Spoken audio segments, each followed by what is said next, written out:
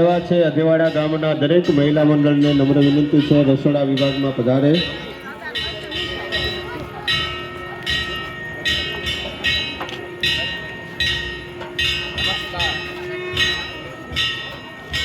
Hello Bhavnagar, હું છું સંજય મુતવારા અને આપ નિહાળી રહ્યા છો શ્રીમાળી સોની દર્પણ। આજના એપિસોડમાં ઝાંઝરિયા હનુમાનજી મંદિરે છેલ્લા 5 વર્ષથી હનુમાન જયંતિ મહોત્સવ પ્રસંગે ભાવનગર શહેરના પ્રતિષ્ઠિત સોની વેપારી મોટલાલ દામોદરદાસ પારેખ પરિવાર દ્વારા વરિયાળીના શરબતનું આયોજન કરવામાં આવ્યું છે। આવો આજે આપણે જાણીએ મુખ્ય મનોરથી પરિવાર પાસેથી આ આયોજન અંગેની વિશેષ માહિતી। આપના પરિચય સાથે। નમસ્કાર, મારું નામ રાહુલ પારેખ છે। આ મારા ફાધર છે, જે ઝાંઝરિયા હનુમાન મંદિરમાં ટ્રસ્ટી છે, ખજાનચી તરીકેની ફરજ નિભાવે છે। છેલ્લા 5 વર્ષથી અમે આ વરિયાળી શરબતનું અમે સેવા ભગવા દાદા અમને કરાવે છે।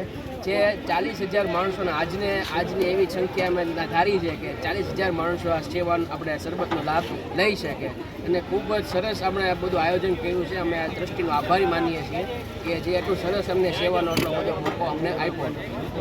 ઝાંઝરિયા હનુમાનજી મહારાજ સંપૂર્ણ દયાથી અમે આ કાર્ય અમે નિભાવી શકીએ છીએ।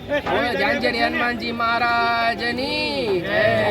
આ સેવાનો ક્યાંથી લીધો અને કઈ પ્રેરણાથી મળ્યો?